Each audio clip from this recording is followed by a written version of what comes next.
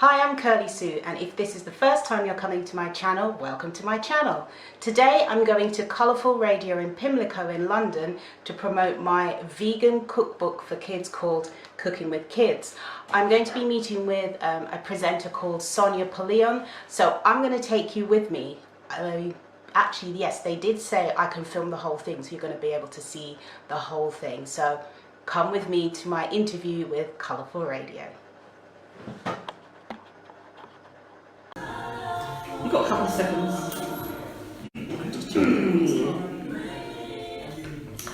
Welcome back to the show, guys. Now, you know this part of the show is called Ordinary People section.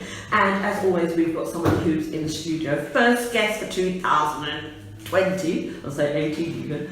And yes, she's doing extraordinary things. I am so thrilled to hear her story. And I'm so thrilled also because she's a vegan, and you know me, for the past couple of years, I've been struggling to eat healthy. And so here we have Kirly-sue. Kirly-sue. Good morning, Kirly-sue. Good morning. How you doing? I'm good. Good, right. So before she gets on air, we're going to tell you a little bit about her. So she's a vegan cook and a TV presenter. Kirly-sue has a new plant-based book out entitled Cooking with Kids, and I'll show you that in a minute. Okay. The tasty and easy to follow recipes, that is the key words there. Tasty and easy to follow recipes are suitable for vegans, vegetarians, flexitarians, so she gonna tell us what flexitarian is. I bet I'm one of those. And for those meat eaters who would like to try something new. Kirly-sue is of Jamaican heritage and was born in the UK, but lived in Jamaica from age 5 to 10. Living in Jamaica influenced her culinary choices from an early age. The inspiration behind Cooking with Kids features lots of memorable dishes representing the best of child-friendly recipes by Kirly-sue. Move over, Jamie Oliver.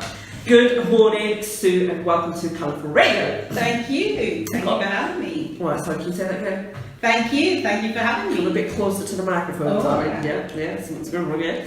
Okay, so thank you very much for coming in, and there's been quite a few people have like in contact with me, say, yeah, I want to listen to her, I'm interested, and also, you know, this time of the year, people are falling off the wagon, they've eaten all this junk, me too, over Christmas, and this is the time of year where people are like, oh yeah, you know, I need to start a diet, I need to eat healthy, etc. So, good time of the year for you, right?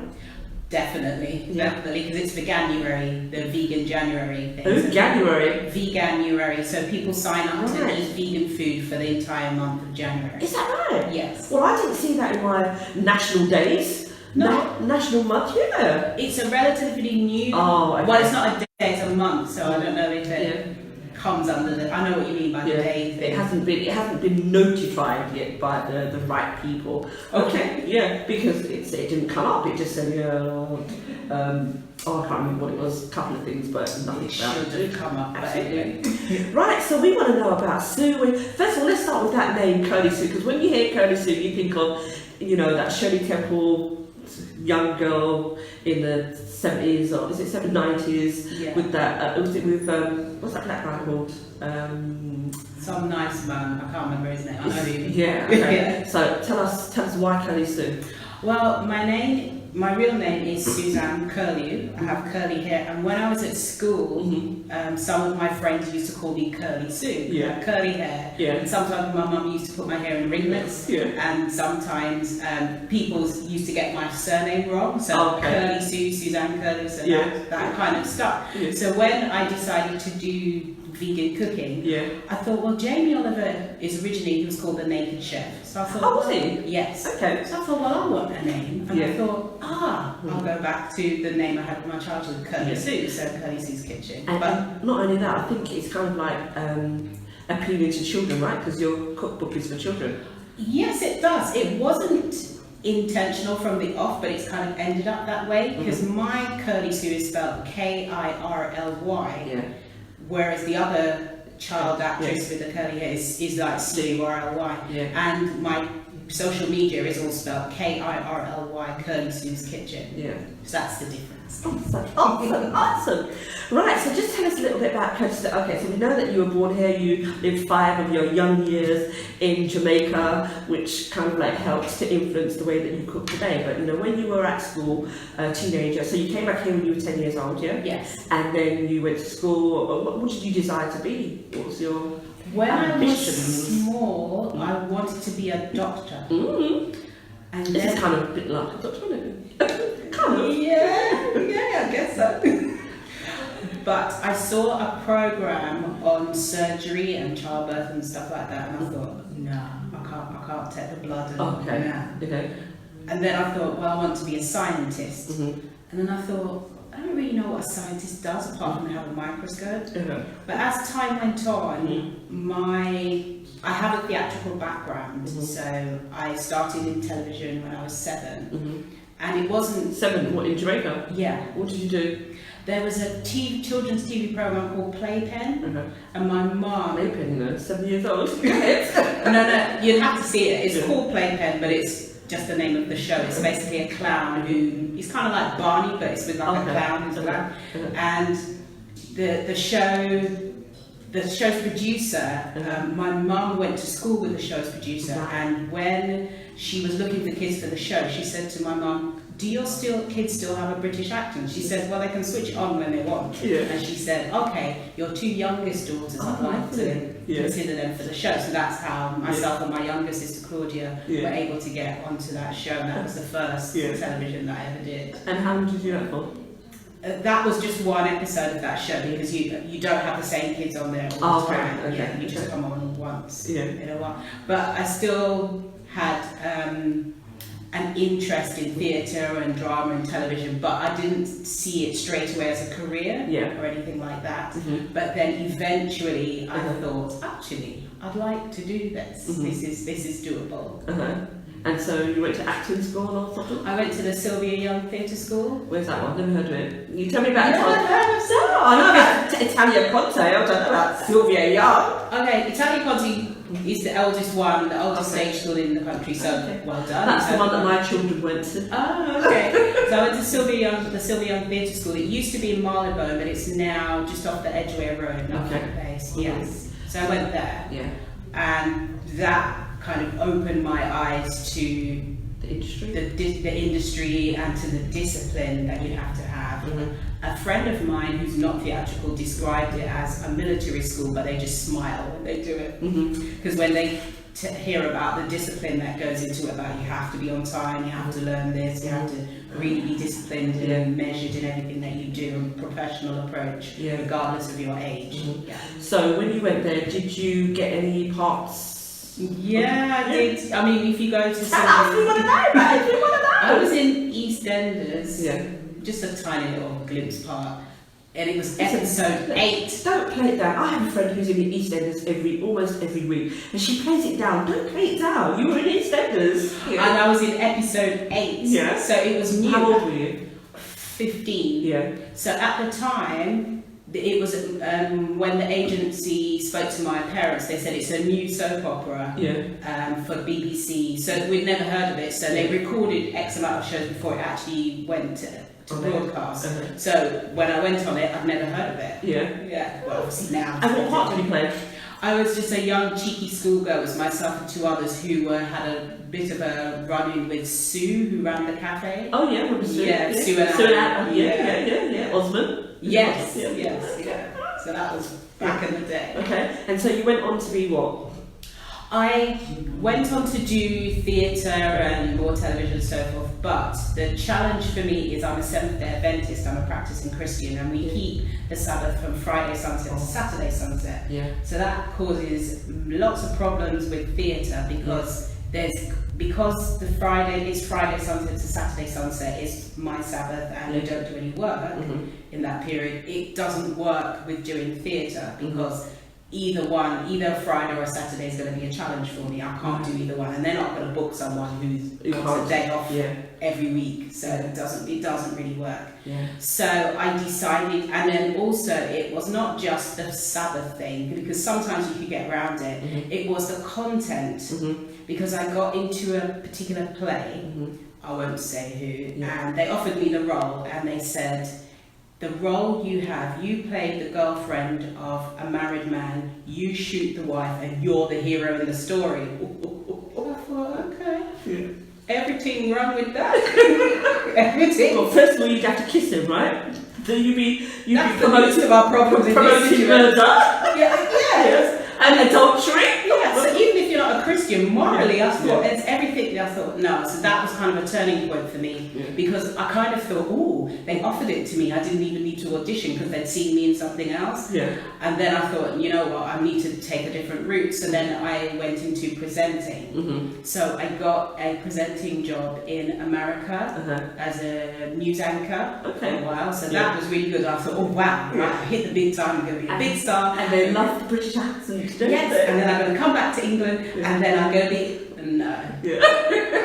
if you've done it in America, nobody here is watching it. So exactly, and not only that. I mean, look how big America is. How many TV channels do they have? You know, when we just had our TV channels, they had about 50, 60. And plus even more. So then I decided to go into presenting. So I went into presenting, and I thought, okay, that will kind of be easier for me, but it's always a challenge. You have to keep pushing, you have to keep going.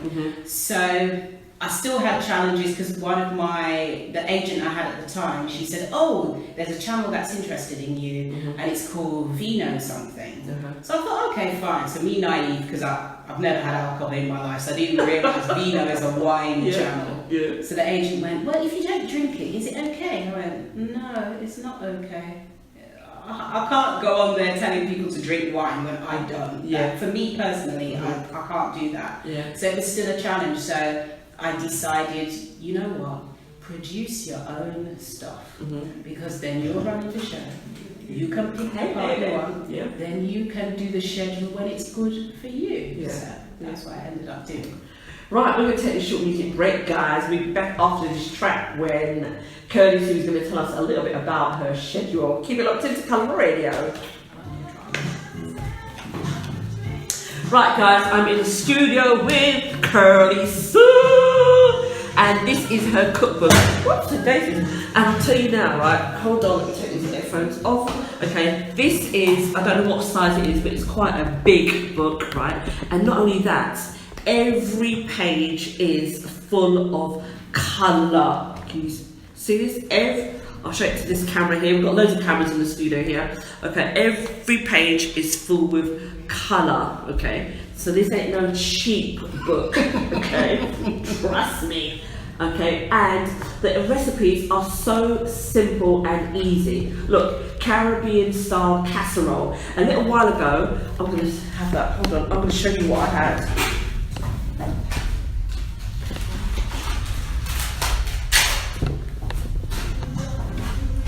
What's it called, Sue?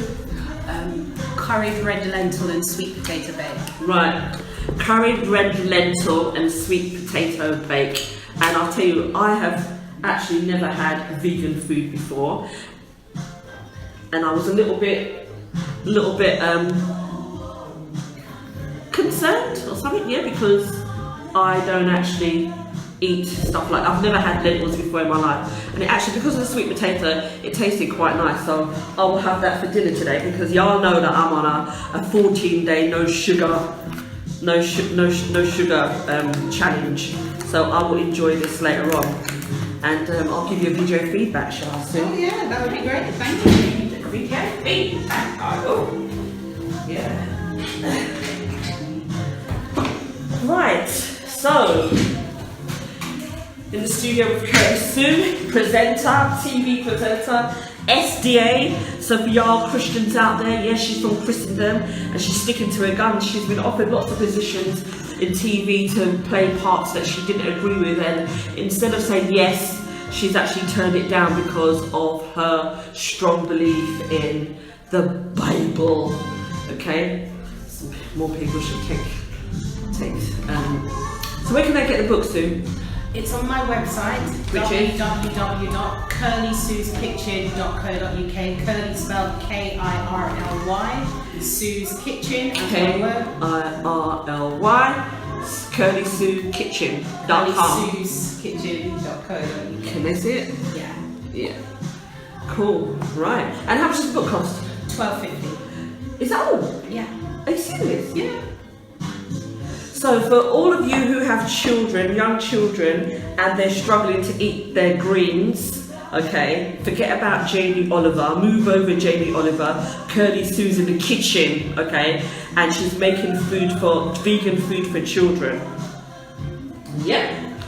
Is there any drinks recipes in there? Yes, there's smoothies and juices and everything, yes. Did I just see some meat? What's this? Yeah. What is it? Caribbean style casserole, that's not meat. What is it? Yeah, but what's this? It looks like beef. No, but you can get things that look like beef and they're not. Is it? It can be like mushroom things. Is that mushroom? No, it would be like a mushroom type thing, yeah. You can use the mushrooms to make things that, and it looks like meat and it's not. I don't eat mushrooms either. Okay. I don't eat mushrooms because they look like. Welcome back to the show. And yeah, that was 2 long tracks there. You know, stuff always happen when it shouldn't happen. But anyway, guys, I'm joined in the studio by Kirly-sue, and off air we were talking about her TV show. But we're going to come back on air and talk about her TV show. So you said that it's called Kirly-sue's Global Kitchen. Yes. Yeah, And basically it's about how we who live in the UK can learn from people in other countries about eating healthy and fresh food. For example, if we're going to have coconut milk, we usually think, yeah, you can buy the tin, or you can buy the powder, or you can buy a box. But in Jamaica, you can just get the coconut, blend it with some warm water and squeeze it. But you can actually do the same here. So if you don't want to crack the coconut open, you can actually buy the coconut pieces already taken out of the shell. Okay, in Brixton. No, I mean in Morrison's. Yeah, is it? Yes, if you go to the fruit section where it's already prepared fruit, it's got the coconut pieces already taken out of the shell. Yeah. So you can, if you can't be bothered with the coconut breaking it open, you can just buy the pieces.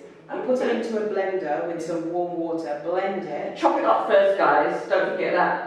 Chop it up first. Well, it comes in. Oh, is it? Yeah. So it's all the hard work for you. Yeah. So you put it in with some warm water and then blend it up until it's in a fine pulp, and then you just strain it through a strainer, and then you just squeeze it out. And then, and that's it. Coconut milk done. Wow. Okay, so I used to make my own. So I used to make my own coconut oil as well. Oh, really? Yes, from scratch. That's because I didn't. You know when they say organic on the shelf, I don't trust them. It's on the shelf. It's got preservatives in there. So I used to make my own. It would take me all day to do it. But because it's a long process, and then once I tried to make organic and leave it out in the sun and all that stuff, it just ruined. You're really good. Well, that was ages ago. Now I just get other people to make it. So if my children go to the Caribbean, what do you want, Mum? Get me somebody to make some coconut oil and just like that. But anyway, it's not talking about me. We're talking about you. So tell us. So when you left school, so you went into acting. It didn't quite work out because they were giving you parts that didn't sit well with your faith. Okay. So what job did you go into then? I went into presenting. Yeah. And then from presenting, I went into my dad. During all of that, my dad said you have to go to university and get a degree. Right. So I've got a degree in media and cultural studies, and I have a master's in public relations. Yeah. So my dad's very proud. So I've got my qualifications. So I went into the corporate world, and I did worked in PR agencies, and then external PR, press offices, and so forth. Then I went into internal PR. You should go and have a look at her Instagram account. This all explains why her Instagram account looks like it does now. Thank you. I'll try. Well, let's speed up a little bit because we've lost some time, right? So, the vegan cooking, so you had all these jobs presenting in the media. Great, but what happened to you? What was it that made you decide, well, actually now I'm going to go to a vegan, to be a vegan? Well, so you were meat eater before? I was a vegetarian for 20 plus years. Oh, wow. And because you're at SDA? Well, if you're an Adventist, you don't have to be vegan or vegetarian. It just encourages it and upholds it. So yes, I've always known about vegan and vegetarianism through my church, because a lot of Adventists are, but you don't have to be. So what I decided to do is, I was a vegetarian, and then I thought, hold on, I need to do a bit more research into veganism. So I read a book called The China Study. I watched a documentary called Forks Over Knives, and another one called Got the Truth About Milk, and then Vegucated. I watched that documentary as well, and then I thought.